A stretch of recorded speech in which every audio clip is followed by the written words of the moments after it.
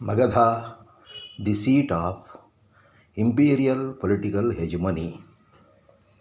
Before entering into the events, facts, and figures that are recorded through the literary evidence, archaeological evidence, and verifiable evidence into the fathoms of the so-called historical past, it is very much essential to understand one important point, that there is a shift in the activity of the political functioning after the Mahabharata war.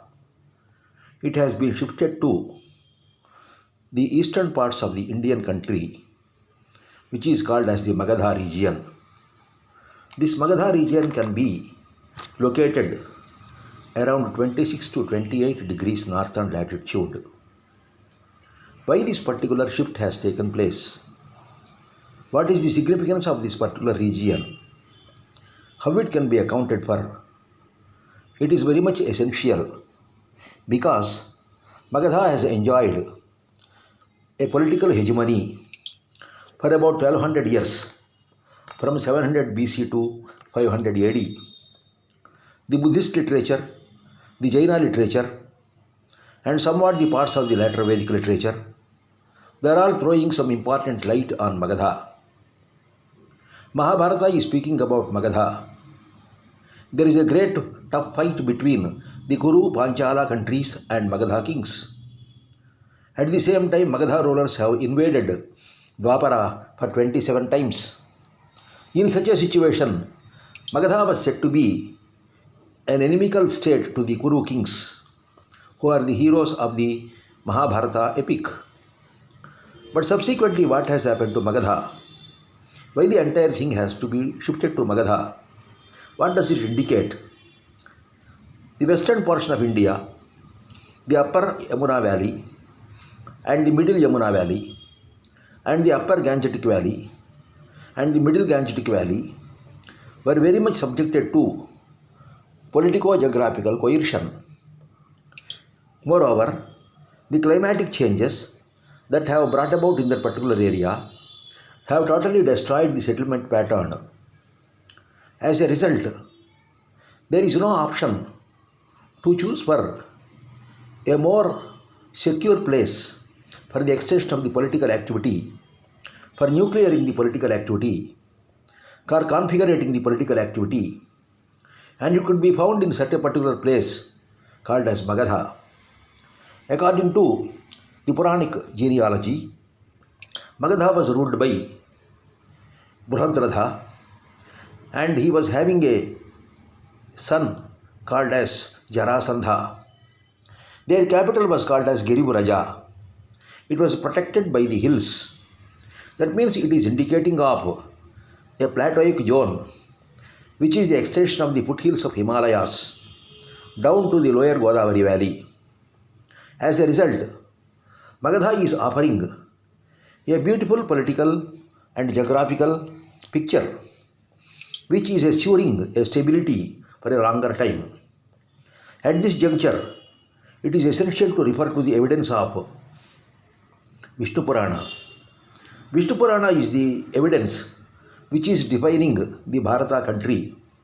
Uttaram yat samudrasya himadreschaiva dakshinam varsham tad bharatam nama bharati yatra santatihi.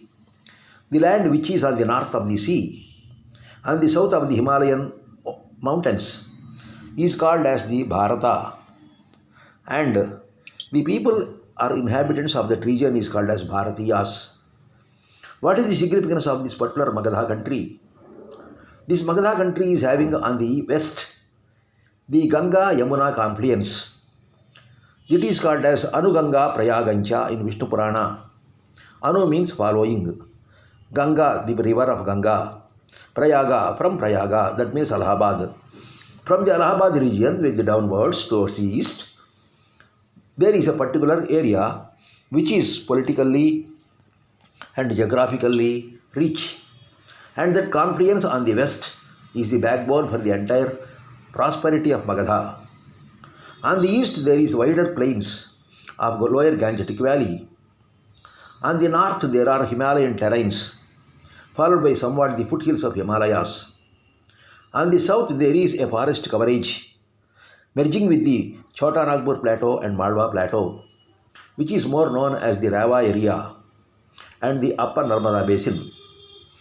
And it is characterized by the forest wealth and also the mineral wealth. On the north and northeast, there were some tribal groups which were extending, and those tribal groups were detailedly identified in the Buddhist literature. They included the Kauriyas, Lichavis, Shakyas, Vajjis, Mallas, Gnatrikas. All these tribal groups, they are all called as oligarchical groups. There was no political unity among them. It's neither a confederation. They are all independent groups. As a result, there is a scope for non-unification of those political groups to question the hegemony of Magadha. It is a boon in disguise. As a result, Magadha could emerge as a powerful center of political activity. And this particular area is characterized by some important aspects. It is having geographical solidarity. It is being the end of the middle Gangetic Valley and the beginning of the lower Gangetic Valley. It is promoting a geographical solidarity. Geographically, it is very much landlocked, but at the same time, it is having the waterways connected with the Indo-Gangetic Valley, and as a result, it is safe and secure from the previous center of the political activities like Matsyas, Panchalas, Kurus, and it is somewhat safety a place. Secondly, the climatological factors are also very much helpful. And thirdly, the politico-geographical dimensions. There is much scope for prevalence of centripetal forces than for centrifugal forces. Because on the south, the plateau region is there, the Reva region is there. On the northeast, the federation of the groups of the tribes are there. As a result, there is a scope for more concentration of the political power in a particular nucleus. It is also speaking about ethnomorphism. There are different groups, different social groups, cultural groups, racial groups. They want to keep up their own solidarity.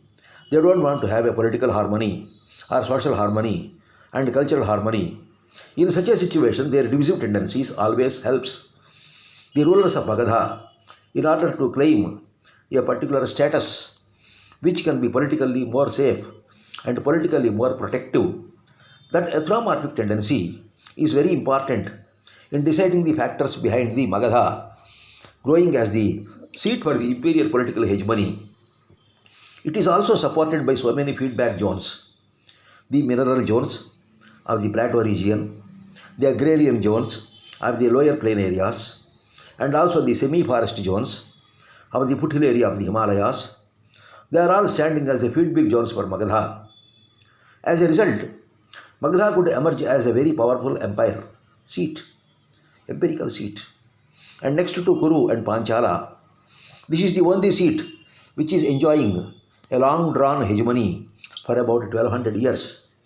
It has been very clearly told in Puranas that from Brahadradha, Jarasandha ruled. Jarasandha was killed by Bhima along with the help of Krishna, and that particular Jarasandha was followed by Sahadeva. He was followed by Marjari, and there was such a political lineage which is extended into the so-called historical present. Of them, we can identify the lineage of the Haryankas, Shaishunagas, Nandas, Mauryas, Chungas, Kandvas, Andhras, and Guptas. This is all mentioned in the Vamshanucharita of the Magadha country. Here it has to be understood that the great history of the Kurus, Panchalas, Matsyas, etc. is totally forgotten, and only Magadha has emerged as the supreme political power. This is making it very clear that there is a shift in the political loci from the middle Yamuna zone to lower Gangetic zone, and this is very much secure due to the prevalence of independent or independent loving non-monarchic groups. As a result, it could turn as a safe place, being protected by a plateau zone, at the same time being fed by the plain zones, and being covered by the forest area, and being supported by the confluence zone.